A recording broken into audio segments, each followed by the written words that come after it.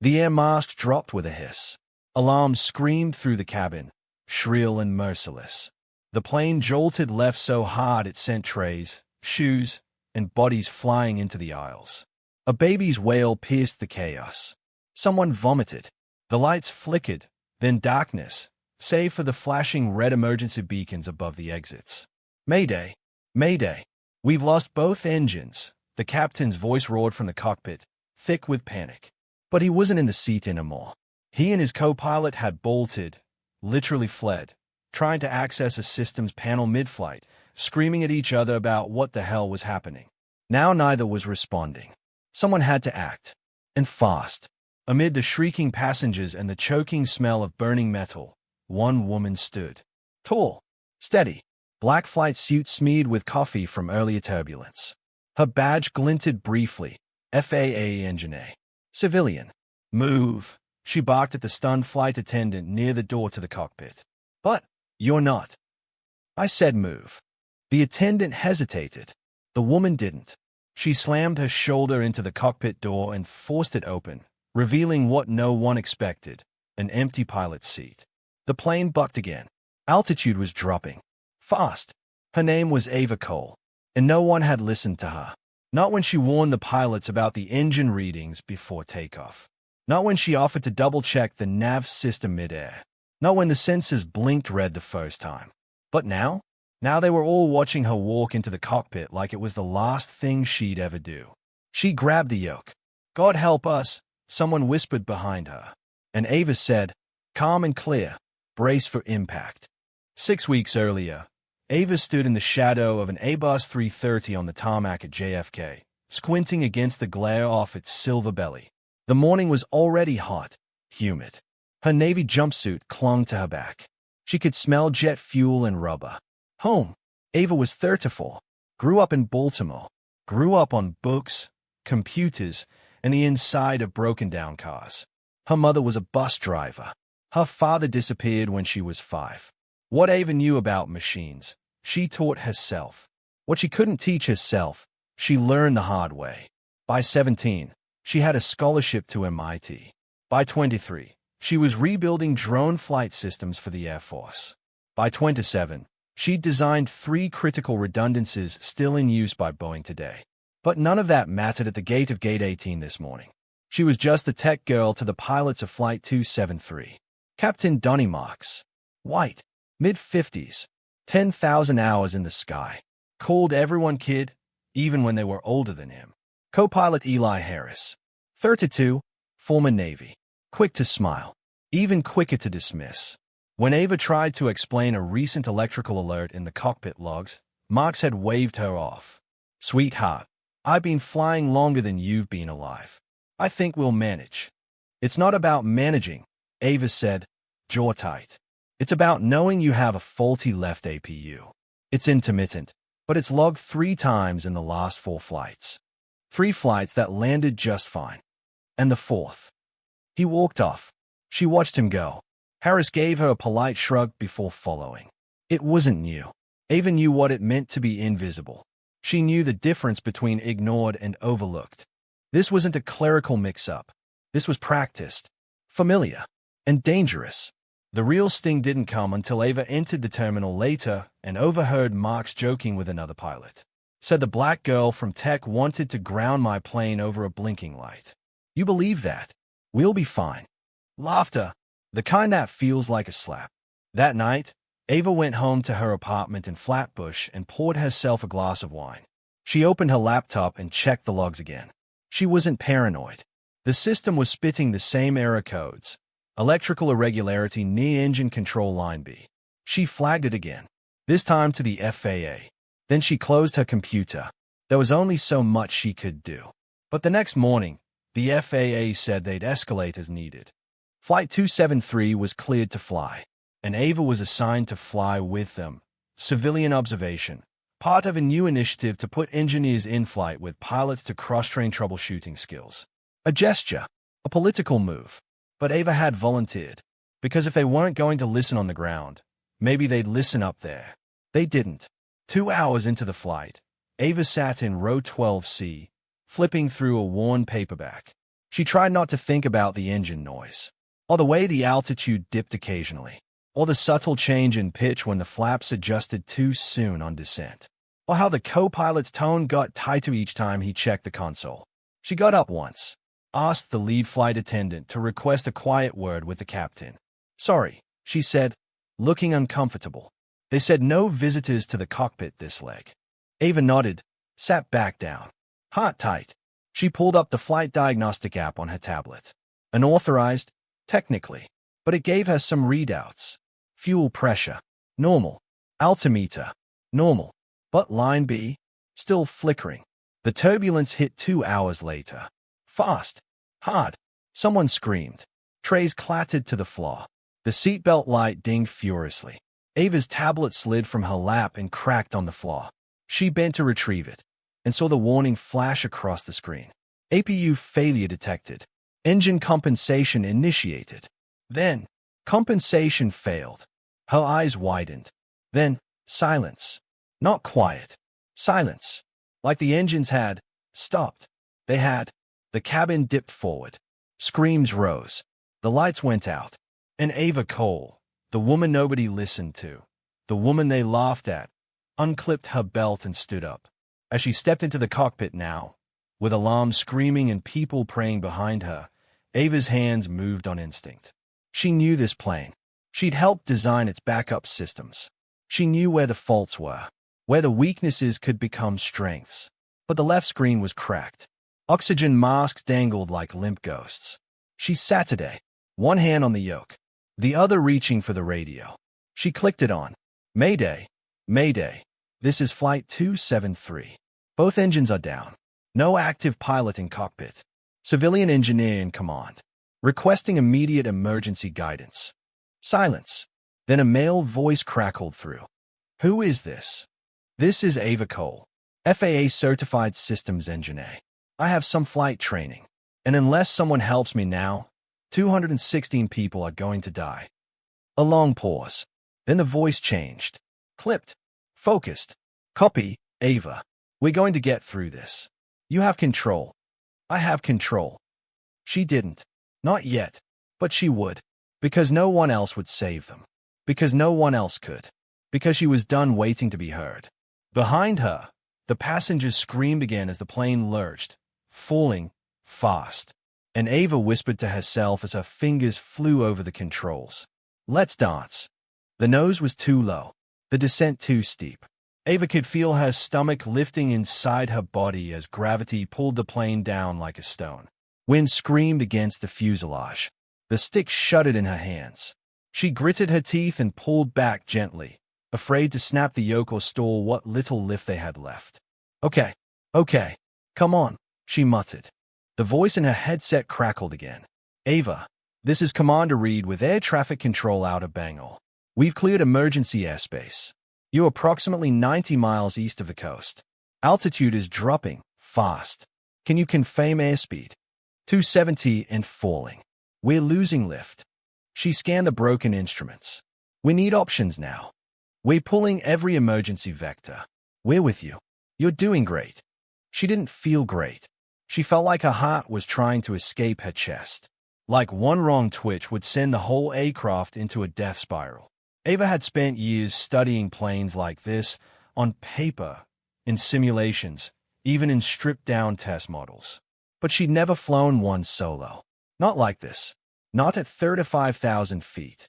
Not with 200 lives watching from behind a thin steel door. She could feel the eyes of the crew behind her. The silence was heavier than the panic had been. And then, behind her, a whisper. "Is she even qualified?" A man's voice. "Passenger. Angry. Afraid."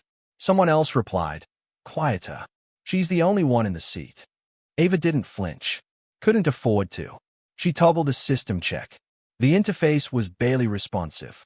One screen flickered on. Hydraulics. Partial function. One of the auxiliary batteries was live. Just one. She used it to reroute power to the secondary flaps.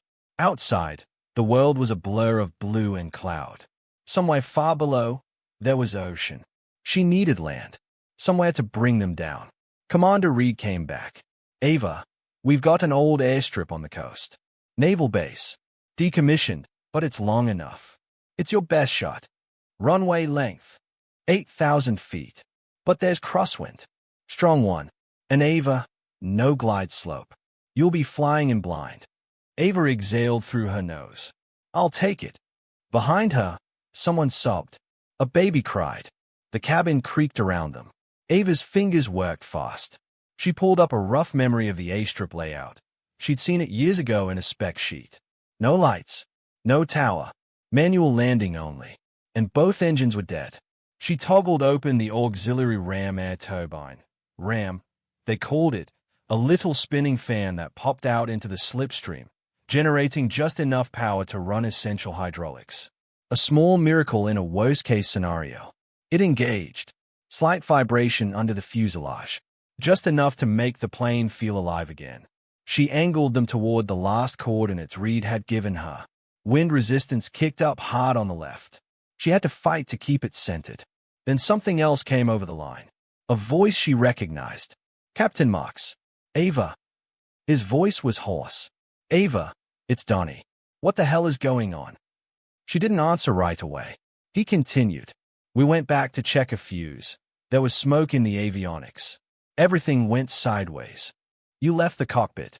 It was 5 seconds. You left the cockpit, she repeated, flat. Silence. I'm in control, she added. More silence. All right, Mark said. I'm here now. What do you need? Ava took a deep breath. You can sit down and shut up. Or you can help monitor cabin pressure and keep the crew calm.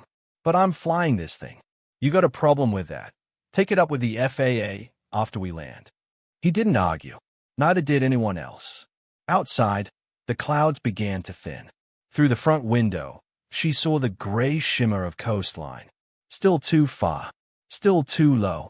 Ava, came Reed's voice again. We're plotting a glide path. You've got 5 minutes until approach. If you dip below 2,000 feet, you'll lose the angle. I've got this, she said, even as her hands shook. She reached for the flaps, one notch down. The nose trembled. The plane started to level slightly. And then, the wind hit. Hard. A crosswind gust slammed into the right wing, tilting the aircraft like a toy. Passengers screamed. Ava's shoulder jerked forward. The plane rolled 5 degrees right. Then 10. She grabbed the yoke with both hands and pulled left, muscles burning. She gritted her teeth, leaning into it. And then she saw it. The runway. A strip of cracked concrete just beyond a forested ridge. No lights. No markers. Just space. Just hope. Her mouth went dry. Here we go, she whispered. But something was wrong. Suddenly, violently, the plane bucked again. Harder. A warning flashed across her remaining panel. Gear malfunction. Her stomach dropped. Landing gears stuck, she said, voice tight. She reached for the manual release lever. It snapped off in her hand. Reed came over the line again. Ava, we've lost your transponder. Say again, do you have gear down? No, she said. The silence that followed was too long. Ava, do you want to attempt a water ditch? She paused, looked at the coastline, at the trees, at the open, cursed strip of concrete. And then she looked behind her, through the door, into the terrified eyes of 216 people who had trusted someone else and been abandoned. Not again. No, she said firmly. We're landing this bird. Gear or not. Copy. She angled them lower. Closer. The trees rushed toward them. The plane trembled. In the cabin, a woman began to pray out loud. Ava leveled them off, maybe 40 feet above the ground. Her left hand gripped the yoke. Her right hovered near the flap controls. Timing was everything now. Then, thud, the left wing scraped a tree. A loud snap. Sparks flew. The nose dipped. Hard. Ava pulled up. And then, silence. The wheels didn't touch. The belly of the plane slammed into concrete like thunder.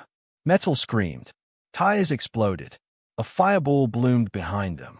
The cabin filled with smoke. But the plane skidded, slid, slowed, and then, mercifully, stopped. Still, whole, alive. And Ava Coles sat back, heart pounding, hands trembling, breath short. She had done it. No one said a word. Then, from the back, a cheer. Then another. Then an explosion of applause, sobbing, screams of joy. And Ava? She looked out the cracked cockpit window at the trees ahead, at the smoke, at the rising orange sun beyond the wreckage. And she whispered, "Now you see me." The first responders didn't believe her. That was Ava's second shock after the silence. The first was a landing, the surreal way the plane had groaned and clawed across cracked concrete, sparks flying, metal screaming, and still somehow come to a full stop without flipping, crumpling, or killing them all. That had been shock 1. Shock 2 came 23 minutes later, when the smoke had thinned and the survivors were standing in the overgrown weeds of the abandoned naval strip, blinking in disbelief, crying, hugging, some of them praying, and the flashing lights of local fire engines finally arrived. Ava stepped out of the plane's belly hatch, limping slightly. Her left arm was stiff, sore from bracing the yoke. She was covered in soot. Her braid had come loose. She looked like a passenger who had wandered off course, not the person who had just landed the plane. A man in turnout gear with a medic patch on his arm ran toward her. "You okay? We've got EMTs." "I'm fine," she said. "You'll want to prioritize row 16. There's a woman with a possible broken arm, and an infant with smoke inhalation symptoms in row 7. He was in his mother's lap. Light brown, green Odyssey." The man blinked. "You know all that." "I walked the cabin twice after we landed," Ava said simply. "I had to." The pilot wasn't moving. "The pilot?" the man asked. "Where is he?" Ava turned her head and pointed. Donnie Marks was sitting just outside the nose section, cradling a blooded hand. He'd hit the instrument panel during impact. Co-pilot Eli Harris was conscious but dazed. A flight attendant was subbing nearby, and not one of them had landed the plane. The firefighter followed her gaze, frowned, then turned back to her. "Wait, who was flying?" She looked him dead in the eyes. "Me." He laughed. "You?" Ava didn't. "Jesus," he muttered, rubbing his head. "Sorry, just, okay. Right, got it." He radioed something in, too fast for Ava to catch. A few more trucks rolled up behind him. Within minutes, a flurry of uniformed personnel began setting up a triage zone. Paramedics swept in. Survivors were ushered away in groups. Someone offered Ava a blanket. Another tried to guide her toward a medical tent. She let them fuss, but her eyes were elsewhere. The pilots. Marks had said nothing to her. Not one word since the landing.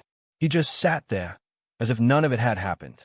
As if the hole in the left wing and the scraped fuselage and the still smoking tail section weren't consequences of his decisions.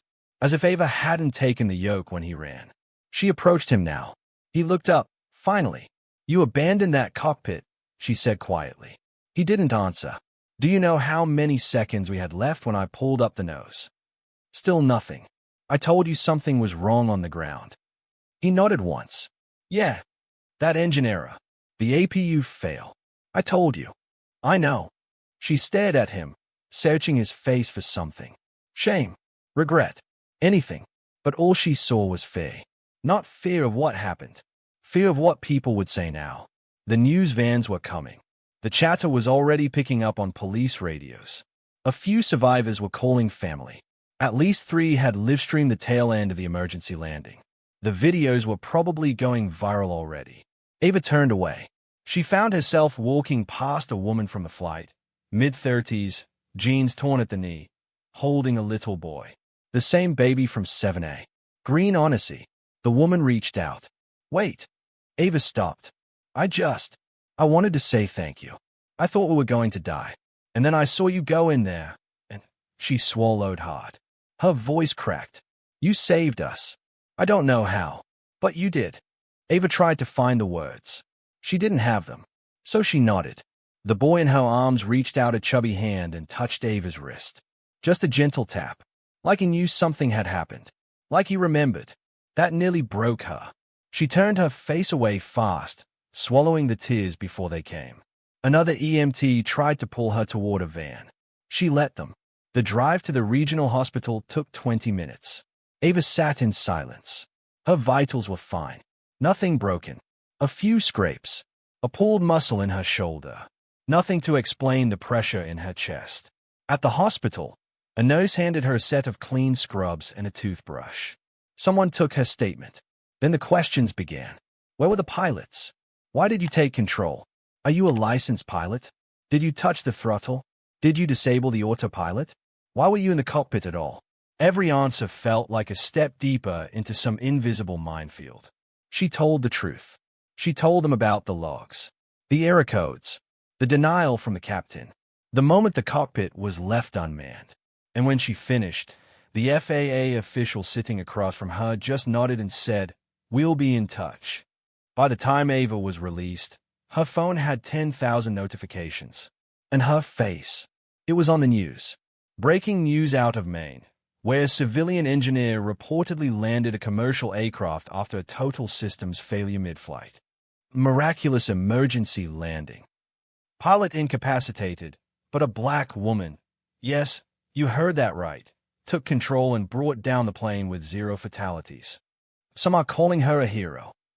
Ava turned the TV off in the hospital lounge and leaned back. It didn't feel like a victory. Not yet. She pulled out her phone. There were messages from coworkers, her boss, her mother, and one voicemail from a man she hadn't heard from in 5 years. She didn't press play. Instead, she got up, walked outside into the early evening air, and stood at the edge of the hospital parking lot. Her limbs still felt like rubber, but her mind, clear. She'd done the impossible, not because she was brave, or perfect, or even prepared. She did it because no one else did, and because she'd spent a lifetime being ignored, underestimated, dismissed, but not anymore. Her hands were still trembling when a black SUV pulled up to the curb. 2 men stepped out, both in suits. One held a badge. "Ms. Cole," the taller one asked. "We're with the NTSB. We need you to come with us. Now." Ava froze. "Am I in trouble?" The man didn't answer. He just opened the car door. The interior of the SUV smelled like leather and cigarette smoke. Ava sat in the back seat, wedged between 2 agents in dark suits who didn't say much. The taller one, Agent Saunders, typed constantly on a tablet. The other, Agent Webb, just stared out the window, unreadable. They weren't hostile, but they weren't warm either. As the SUV rolled through the sleepy coastal towns of Maine toward a secure federal building, Ava's mind spun. Why hadn't they told her what this was about? She'd given her statement. She'd answered every question at the hospital. She hadn't even taken a lawyer. Because why would she? She'd saved lives. She wasn't hiding anything.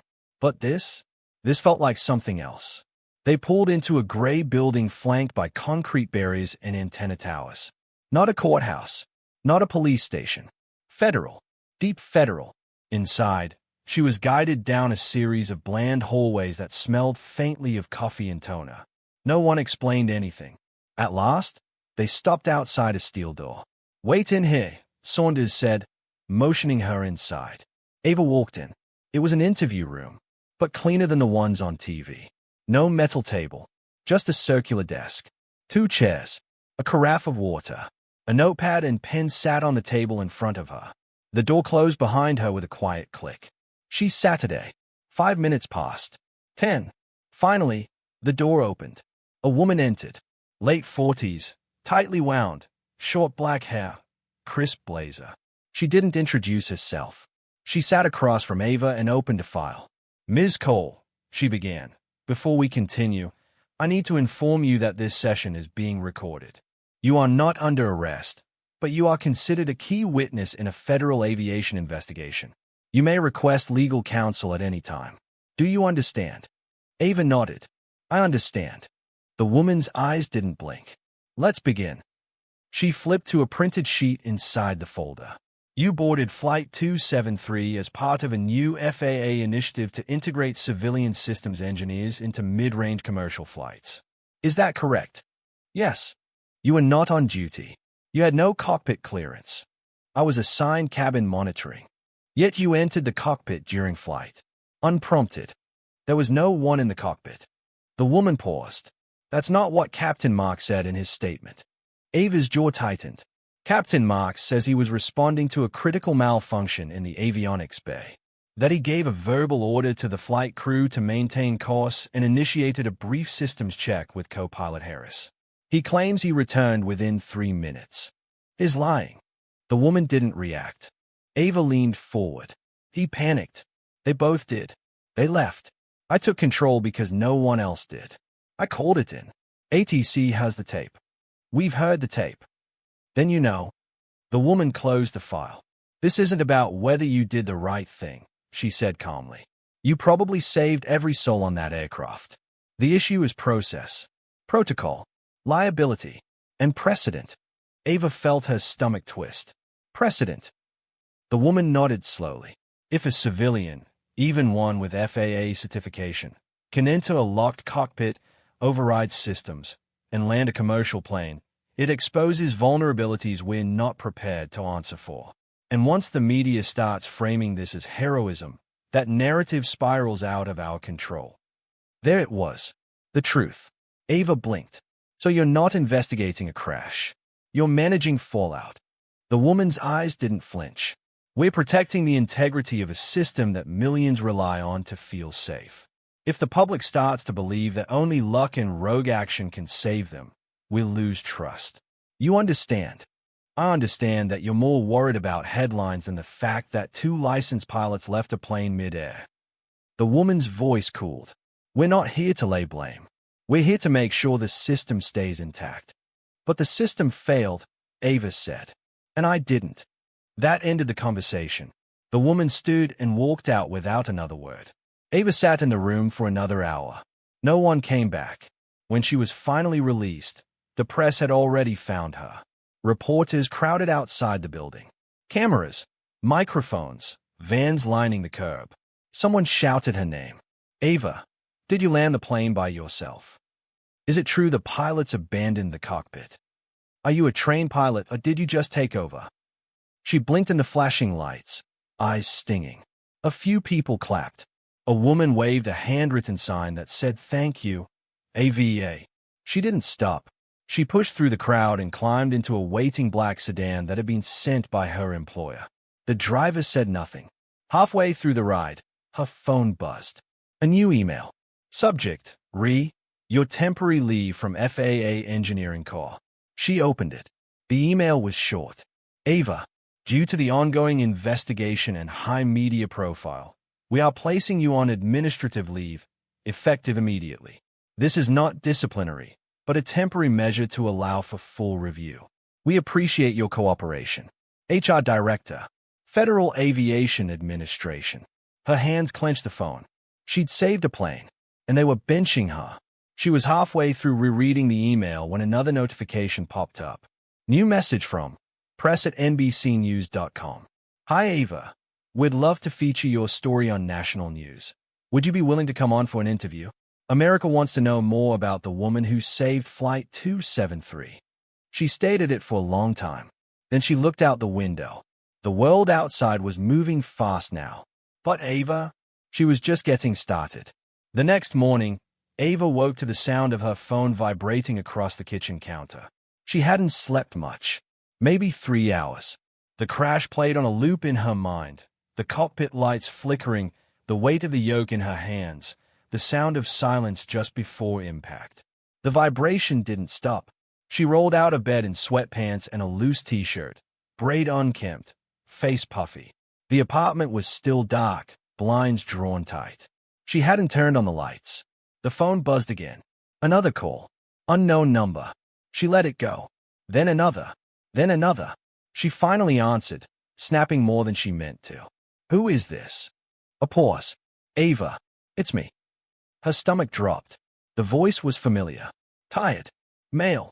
Darren, she said. He cleared his throat. Yeah, I saw the news. I didn't know who else to call. She rubbed her temple. Darren had been her fiancé 5 years ago. A pilot. Commercial. Left after an argument that turned into a breakup that turned into years of silence. He had always said she saw danger in everything. That she couldn't relax. Couldn't let go. I'm fine, she said. I don't know why you're calling. I do. He paused. Because I know what it feels like when the system makes you out to be the villain for surviving. She didn't answer. I read the reports, he continued.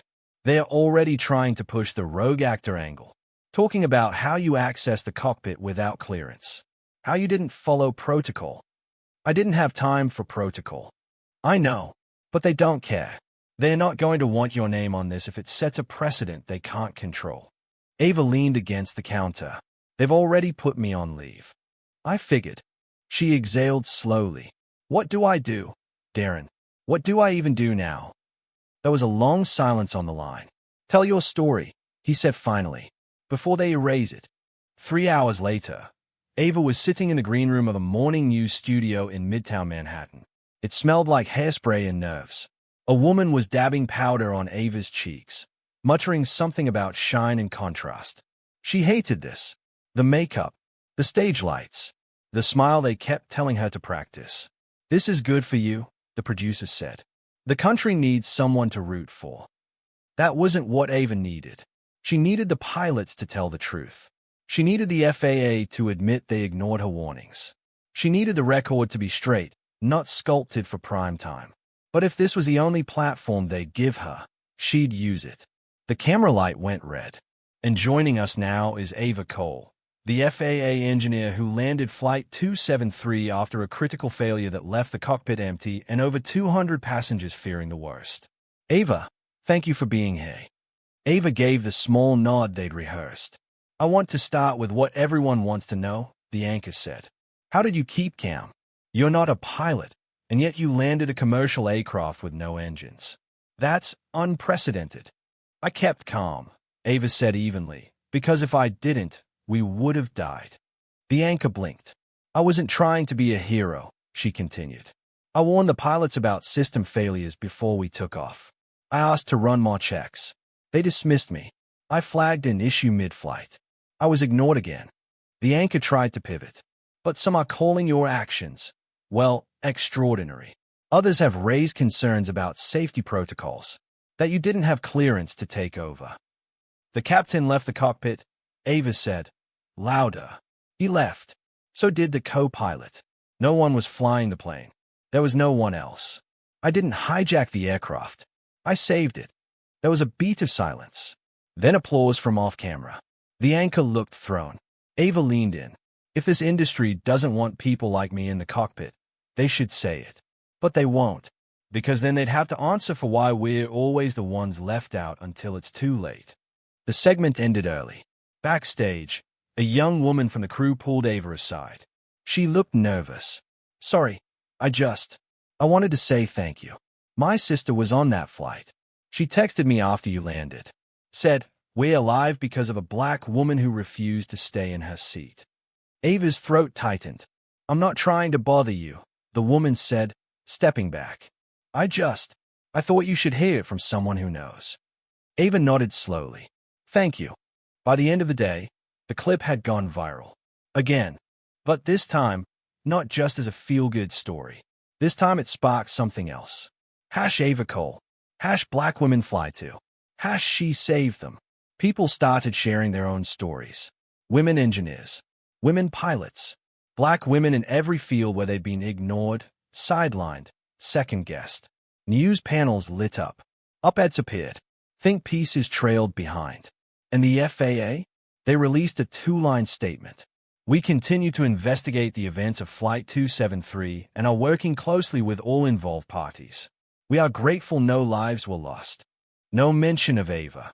No mention of what she did. That night, Ava sat alone on her couch, scrolling through her mentions, her inbox flooded with requests.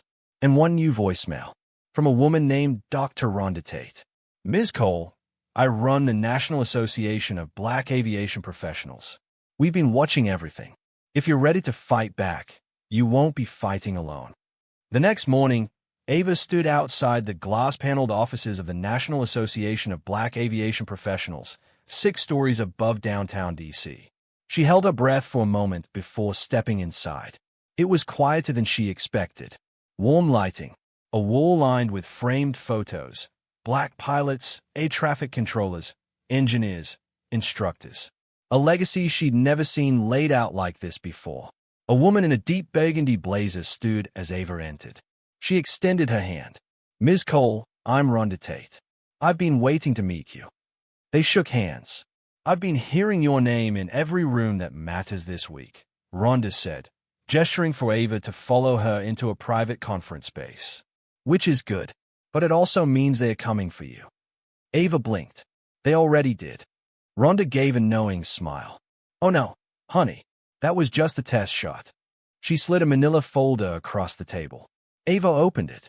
Inside were screenshots, emails, a leaked memo, internal FAA documents marked confidential, and right there, near the bottom, in cold, clinical language, should narrative be permitted to frame civilian as aviation authority, possible precedent would severely compromise cockpit sovereignty, chain of command, and establish safety protocol.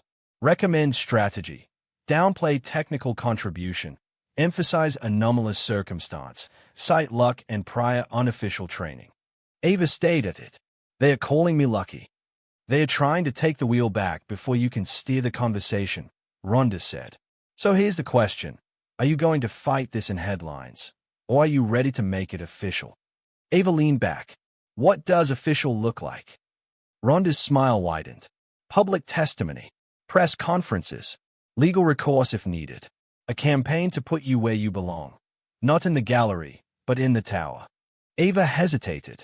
I never asked for any of this. I know, but the moment you took that yoke, you became a symbol, whether you wanted to or not. Ava thought of the terrified mother on the plane, the toddler's tiny hand, the voices on the radio asking, "Who is this?" like she didn't belong. Then she thought of every time she'd been interrupted, overlooked, corrected. Every pilot who called her sweetheart. Every HR review that said abrasive instead of qualified. All right, she said. I'm in. Rhonda nodded. Then let's begin. That same day, the FAA released a new statement. This one was longer.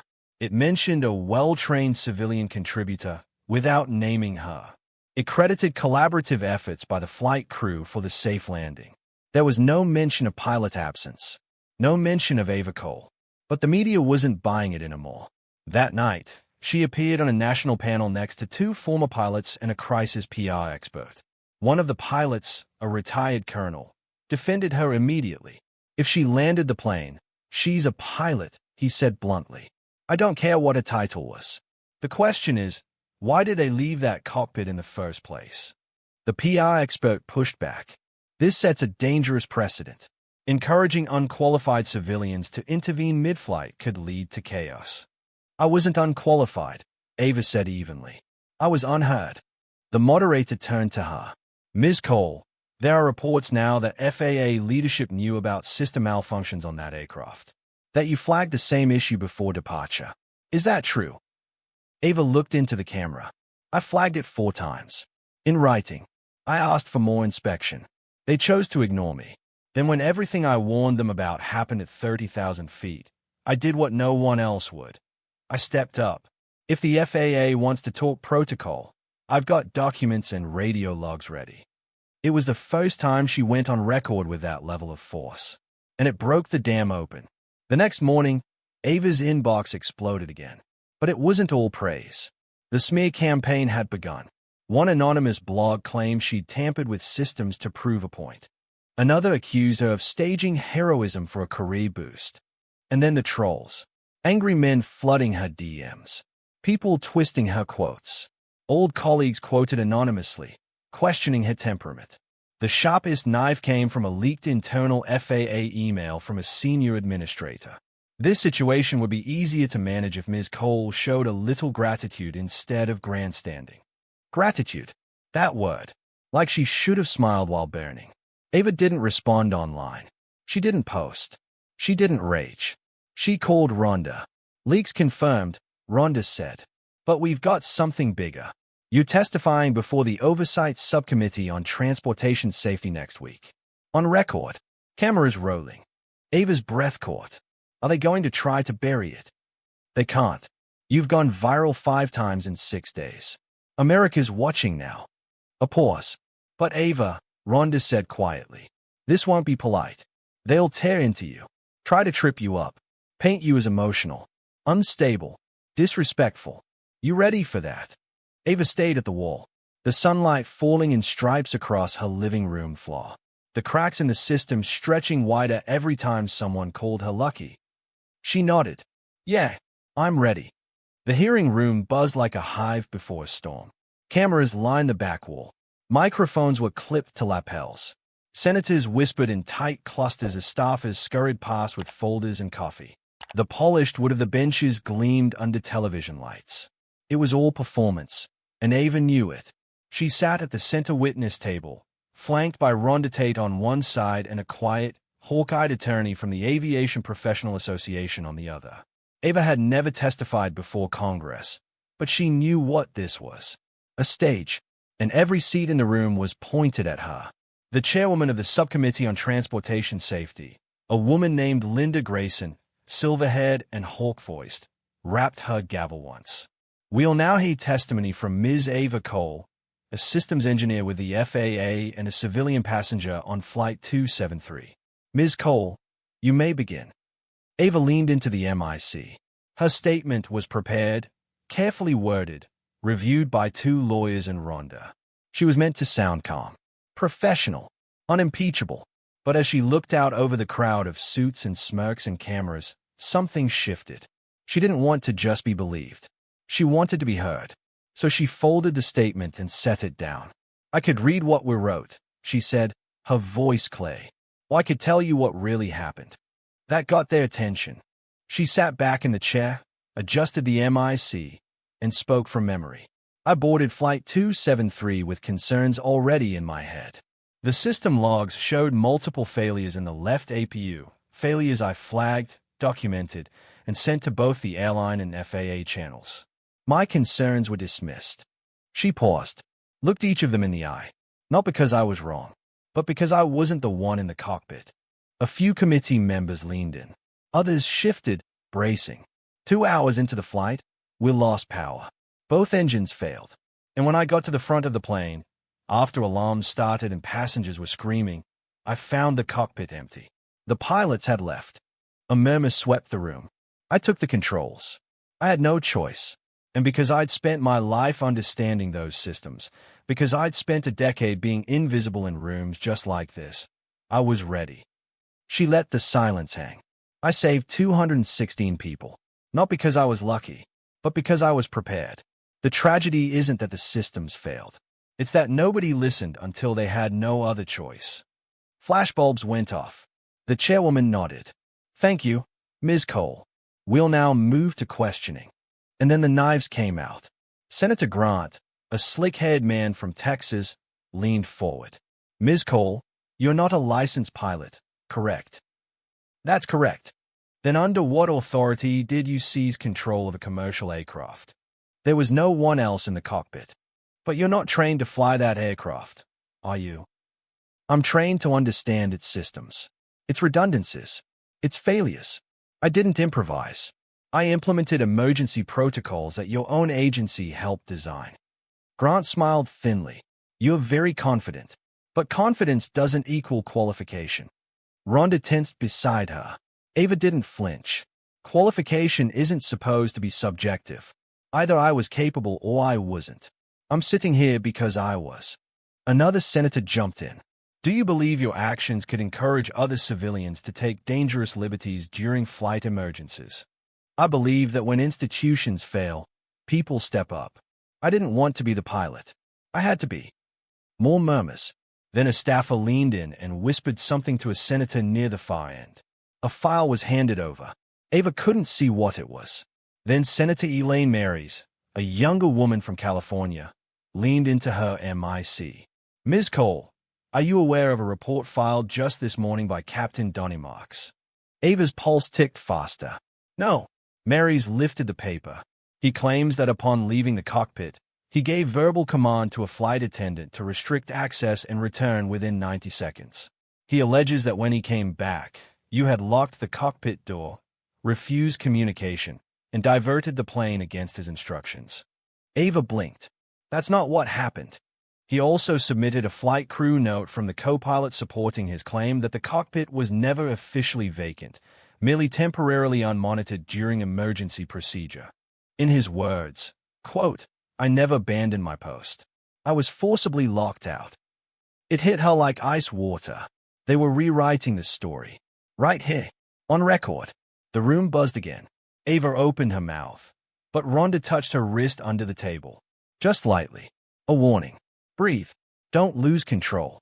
I have cockpit audio, Ava said into the MIC from the moment I called Mayday. The captain never responded until after I landed. The FAA has that recording. So does air traffic control. Mary's didn't blink. We'll request a transcript. Ava leaned in. I'll provide the audio myself. The room quieted, but the blow had landed. She was no longer just testifying. She was defending herself against a counter-narrative now taking shape in real time. And as the hearing wound down, Ava saw something in the faces of a few panel members. Doubt. Not because they didn't believe her, because believing her would mean admitting everything else that was broken. Back in the hallway, press crowded like SHOCKS. Flashes exploded. Someone shoved a MIC toward her. Ava, did you lie about the cockpit being empty? Do you have proof the pilots abandoned their post? Do you feel responsible for creating panic in the industry? Rhonda forced her through the crowd, teeth gritted. They ducked into a black car, slammed the door, and drove. Neither spoke for 10 blocks. Then Rhonda finally said, "That was the shot across the bow." "They're going to try to ruin me," Ava said quietly. Rhonda didn't deny it. They already started. Later that night, Ava sat on her apartment floor, legs crossed, staring at her tablet. She played the cockpit audio again. "Oh, Mayday. This is Flight 273. Civilian engineer in control. No pilot in the cockpit. Requesting emergency support." The voice was steady, calm, unmistakably hers. But she knew the truth wouldn't be enough on its own, because the system was louder, older, slicker. So she opened her laptop and hit upload. Cockpit audio of Flight 273, emergency call log. She didn't edit it, didn't narrate it, just posted the raw file with a simple caption. Here's what actually happened. Ava Cole. Within minutes, the internet lit up. And by midnight, the truth had 1 million plays. By dawn, Ava's name was everywhere again. But this time, it came with blood in the water. The cockpit audio had gone viral overnight. Her clear, unwavering voice, reporting the Mayday, stating her role, describing the emergency, left little room for doubt. Hashtags surged again. Support rolled in from every direction. Pilots, passengers, parents, people who had been ignored just like her. But with every inch she gained in public support, the pushback doubled. At 7:14 a.m., her phone lit up with a message from Rhonda. "They leak your file." Ava opened the link. It was already trending. #AvaColeTruth. A PDF file had been uploaded to an anonymous hosting site. It contained her entire personnel history with the FAA, some of it accurate, some clearly altered. There were cherry-picked performance reviews, misquotes, exaggerations, notes from past managers taken wildly out of context. One sentence was bolded and highlighted in red. Ms. Cole exhibits an inability to function collaboratively with male authority figures. She froze. That line had followed her for years, popping up like a shadow she couldn't shake. She'd fought to get it removed once and failed. Now, it was being broadcast to millions. By 8 a.m., cable news was running headlines like, "Is the hero of Flight 2732 reckless for the sky? Whistleblower or workplace menace? Engineer turned aviator, a dangerous precedent." And then came the emails, the voicemails, anonymous numbers, threats, insults. One message simply read, "Stay in your lane." She dropped her phone. The world outside was still turning, but inside her apartment it felt like everything was cracking open. She walked to the window, staring out over Brooklyn. Gray clouds rolled in low over the skyline. She felt like she was watching it all from underwater. Her silence broke when there was a knock at her door. She didn't move. Another knock, louder this time. She approached, cautious, and opened it. Standing there was a man she hadn't seen in nearly 30 years. Tall, broad shoulders, gray creeping into his beard. A face she'd remembered only in fragments, mostly from a photo in her mother's drawer. "Hi, Ava," he said. She stared. No. I'm your father, he said quietly. Can I come in? She didn't know how long she stood there before she finally stepped aside. He entered slowly, looking around as if taking in her life. You're taller than I thought, he said. Your mom always said you took after her side, but what are you doing here? I saw the hearing. You haven't spoken to me in decades. Why now? I didn't know how to reach you before. I didn't think you'd want to hear from me. You were right. He nodded, accepting the hit. I was a pilot, he said finally. She blinked. What? Commercial. Small charter lines, mostly. I left before you were old enough to know what that meant. But when I saw your name on the news, Ava, I knew. I knew exactly what they'd do to you. She sat down, too tired to argue. You think this is new? I watched it happen to your mother.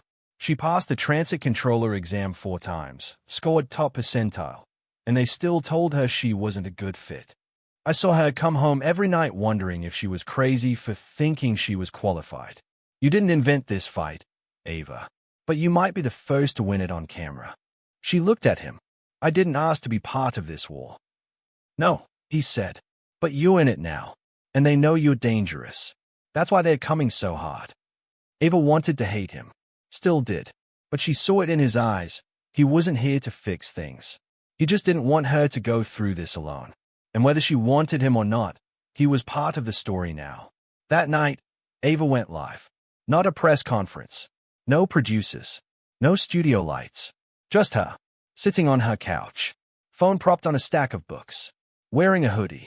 No makeup. No script. Hey, it's Ava. The comments flew in instantly. Thousands tuned in within seconds. She inhaled. Some of you saw the hearing. Some of you heard the cockpit audio. Some of you have read the leaks trying to make me look unstable. And I'm not going to tell you they don't hurt. They do. She paused, looked down for a second, then back up.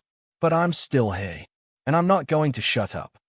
I've spent my whole career in the shadows of people who got credit for my work, who sat in cockpits and ignored warnings I wrote, who smiled in boardrooms while I waited in the hallway. I saved a plane because no one else would. I took the controls because no one else did. She leaned forward, voice low and steady. They're not afraid that I made a mistake. They're afraid I didn't.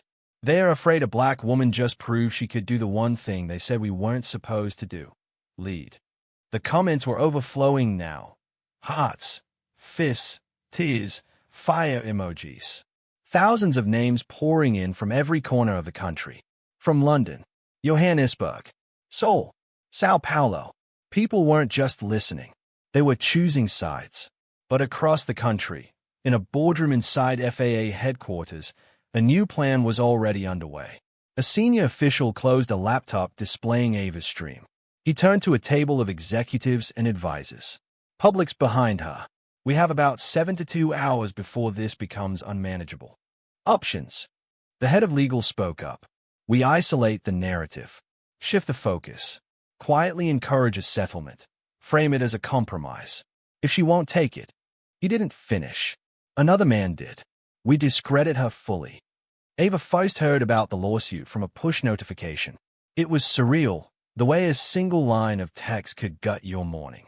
Breaking, Skyward Airlines files suit against Ava Cole, citing unauthorized access, gross negligence, and violation of federal airspace protocol. She stared at it for a full minute, frozen in the middle of her kitchen, her coffee going cold in her hand. By the time she opened her email, there were already messages waiting. Her lawyer, Rhonda, reporters, hundreds of them. The airline was suing her for taking control of the plane. The same plane she'd landed. The one they hadn't. The filing made national news within hours. On TV, clean-shaven anchors tried to sound impartial while reading aloud the lawsuit's claims. That Ava had entered the cockpit without authorization, tampered with secure instruments, disobeyed verbal crew instructions, and in doing so, created additional risk to passengers and property. What they didn't mention, she also saved everyone. They want to make you radioactive, Rhonda said, pacing across the living room later that morning. They're not trying to win in court. They're trying to destroy your credibility before the investigation finishes. Ava sat on the couch, fists clenched. They think I'll settle, apologize, disappear. They're counting on it, Rhonda said. But if you fight back, it's going to be bloody. It'll be every mistake you've ever made. Every sharp email. Every time you raised your voice. They'll dig until you don't recognize yourself. Ava looked up. Let them dig. Later that afternoon, Ava walked into a press conference at a union hall in D.C. packed wall-to-wall with reporters, engineers, aviation workers, and people who had flown Flight 273. Rhonda opened the mic. "We are calling this what it is, retaliation," she said. "Skyward Airlines is attempting to punish a systems engineer for doing her job, saving lives, and speaking truth to power." Then she stepped aside. Ava stood at the podium in front of the microphones, notes trembling slightly in her hands. "I never wanted this attention. I never wanted to be a symbol. But since I became one, let me be clear, I'm not going anywhere." She scanned the room. Survivors from the flight nodded. A young black girl near the front held a sign that read "Let her FLY" in big hand-drawn letters. "I didn't enter that cockpit for glory. I did it because the people who were supposed to lead walked away. Because no one else would. Because 216 people were praying someone, anyone, would step up." Ava's voice grew steadier. "And now, instead of thanking me, they're suing me." Pause. "They want to make an example of me? Fine. Let me be the example of what happens when we don't back down." The crowd erupted. Flashbulbs lit up the room. That night, the tide surged again. A group of passengers from Flight 273 created a video testimonial, edited like a documentary, posted to every platform. "I owe my life to Ava Cole." She was calm, focused. She walked into that cockpit and didn't flinch. She didn't save the plane by accident. She saved it because she knew exactly what to do. It went viral in hours. But even as public support exploded, the attacks became more calculated. A think tank published an op-ed titled "The Dangerous Optics of Hero Worship in Aviation." A talking head on cable news called her an activist, not an aviator. A fake story spread claiming Ava had a sealed juvenile record. Completely false, but enough to dominate headlines for a news cycle. Then came the subpoena. Her team received it the next morning. She was being summoned for deposition. Skyward's legal team was aggressive. The lead attorney, Richard Linville, had a reputation for cutting witnesses down like firewood. Former prosecutor, expert in public optics, and known for playing dirty. "We could still settle," her lawyer said carefully. "You issue a statement. They drop the suit. You keep your job." And the narrative becomes "dangerous engineer causes MIDI panic," Ava finished. "No, you sure?" Ava looked at the folder of documents on the table, the ones she kept since before the flight. The flagged error codes, the ignored emails, the flight logs no one wanted to read. She nodded. "I'm sure." The next day, she entered a long gray conference room with fluorescent lighting and a pitcher of water that hadn't been touched. Cameras were on. A stenographer sat in the corner, eyes flicking across her keyboard. Richard Linville stood at the opposite end of the table. He didn't bother shaking her hand. "Let's begin," he said. The deposition lasted 6 hours. Linville went after her education, her certifications. He implied her time at MIT was inflated. He questioned whether her background in engineering gave her practical skills. He brought up 3 unrelated past workplace disagreements. "Is it fair to say," he asked at one point, "that you have a history of asserting yourself in spaces where your authority was not recognized?" Ava met his eyes. "Is it fair to say that's called being a woman in engineering?" He shifted tactics. "When you entered the cockpit, did you consult with any FAA official before taking control?" "There was no time. I issued a mayday. ATC responded after I was already piloting." "Did you have clearance?" "There was no one in the cockpit." "So you acted outside the chain of command." "I acted because the command was gone." The room fell quiet. He moved to the final page of his notes. "And do you acknowledge, Ms. Cole, that despite the plane landing safely, your decision placed the aircraft in a risk category outside of certified FAA procedure?" Ava leaned forward. "I acknowledge that the plane was falling out of the sky and I landed it. I acknowledge that if I had waited for someone else's permission, we wouldn't be having this conversation. We'd be reading names on a wall. He said nothing. The room stayed quiet. Then Linville stood and called a recess. Outside, Rhonda met Ava at the elevator. How bad? Ava asked. You crushed him. But Rhonda handed her a phone. Your father gave an interview. Ava took the phone and pressed play. He was on screen, sitting stiffly in a leather chair. She's my daughter. I was a pilot too, and I'll be honest, I would have done exactly what she did. But I wasn't around. I failed her. And now the people in charge are trying to do the same thing I did. Make her fight alone. He looked directly into the camera. Don't let them. The leak came in the middle of the night. Ava was awake anyway, sitting on her couch, watching the city flicker through the rain. Her inbox pinged at 2:11 a.m. A message with no subject, no body, just a single attachment. FAA_internal_correspondence_red_flagged_273.pdf. She almost didn't open it. But when she did, her breath caught in her throat. The document was a thread of internal FAA emails between high-level staffers and safety supervisors. Names she recognized. Phrases she remembered hearing whispered across conference room tables. The subject line, Coles escalating APU reports. What's our exposure? It went back 6 weeks. The first email was from Ava, flagging the exact APU malfunction she'd warned about before Flight 273.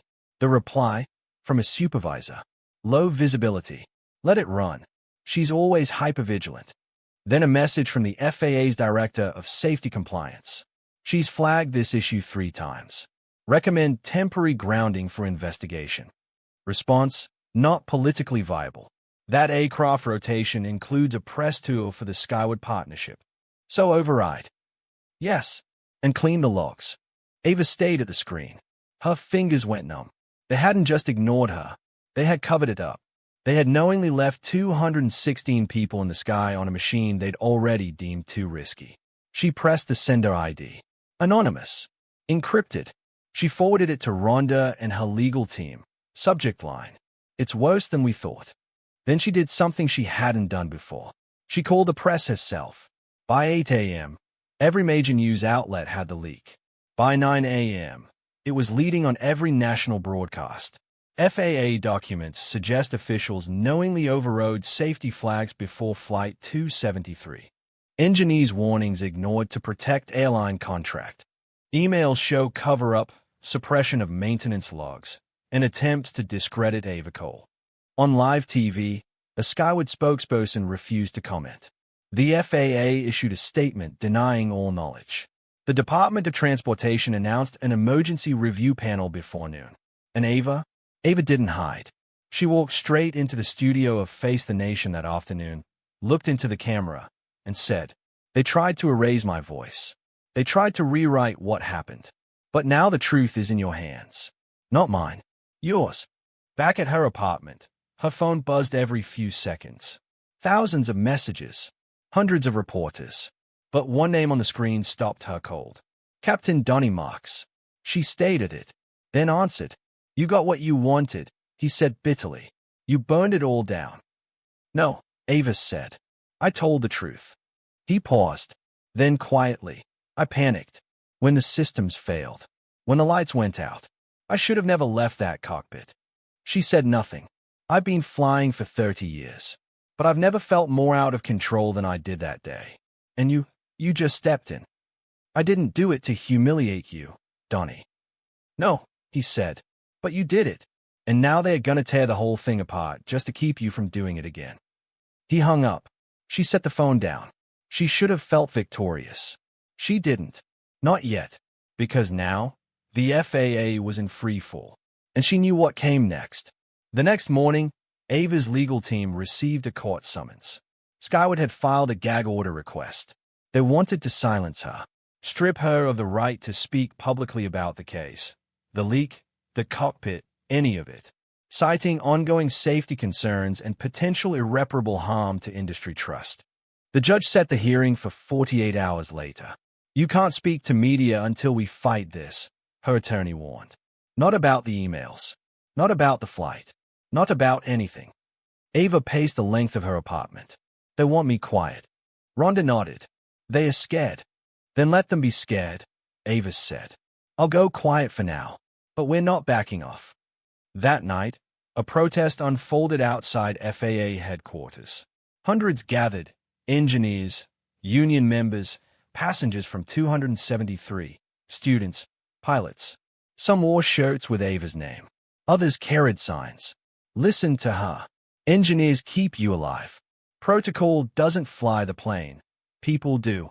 Ava watched from across the street. Hood up. Face turned slightly. One girl stood on the edge of the crowd holding a hand-drawn sign that stopped Ava in her tracks. I want to fly because Ava did. That was the moment she finally felt it. The shift. This was no longer about her. It never had been. The courtroom was colder than Ava expected. Not just the air conditioning. The atmosphere. The distance between the judge's bench and the seats. The marble floors that echoed every step. The way no one made eye contact unless they had to. She sat beside her attorney, fingers laced tightly in her lap. Rhonda was in the second row behind her, flanked by two union representatives and a retired pilot who had flown cross-country just to show support. Cameras weren't allowed inside, but outside the courthouse, a full media barricade was already forming. The case name was written in crisp black letters across the judge's docket. Skyward Airlines versus Ava Cole. The lawsuit's latest maneuver was straightforward. A gag order to silence Ava under the argument that her public statements caused reputational harm, security risks, and market destabilization. They wanted her quiet, until their narrative was the only one left standing. The judge, a sharp-eyed woman in her early 60s named Maribel Jones, rapped her gavel once. We'll now hear arguments on the motion for a temporary injunction barring further public statements by the defendant, Ms. Ava Cole. The Skyward lawyer, Richard Linville, rose smoothly. Your Honor, the defendant has repeatedly made inflammatory and misleading public statements that threaten the credibility of both Skyward Airlines and the commercial aviation industry at large. These statements are based on unverified materials that may have been illegally obtained in. Stop, Judge Jones said, raising a hand. We're not going to start this hearing with a fear pitch. Get to the point. Linville cleared his throat.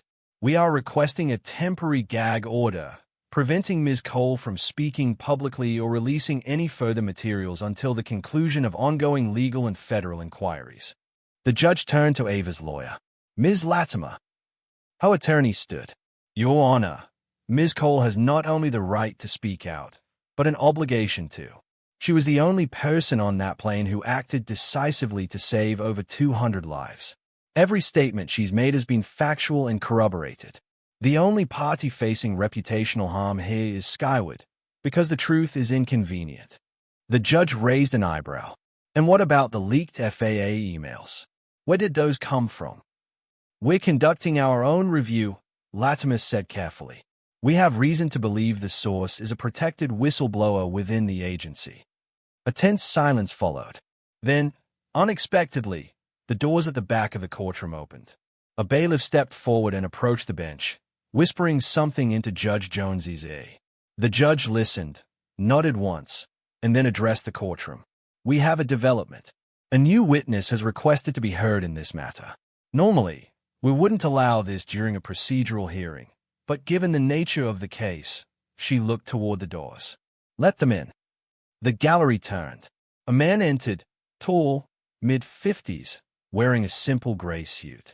He looked like someone who had spent years behind glass walls and soundproof doors. Not flashy, not nervous, just steady. Ava didn't recognize him. Then he spoke. My name is Benjamin Carr, he said. Former FAA Deputy Director of Flight Safety and Engineering Oversight. I was fired 3 days ago after internally objecting to the FAA's coordination with Skyward Airlines on suppressing the Flight 273 investigation. Gasps rippled through the courtroom. Judge Jones banged her gavel once. Silence. Carr continued. I have documentation, emails, meeting logs, even recorded calls that show clear collusion between FAA executives and Skyward Airlines. They knew the aircraft had intermittent APU and engine control failures. They knew Ms. Cole had flagged them repeatedly. And they chose to override her reports because the flight was part of a strategic rollout campaign for the Skyward FAA Tech Initiative. He handed the judge a sealed folder.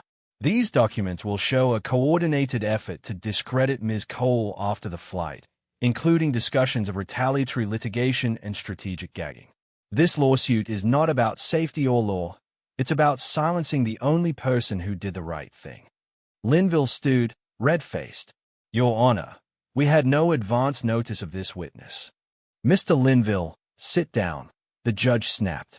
We'll take a 15-minute recess, and then we're going to look very closely at these materials. Out in the hallway, the air was electric.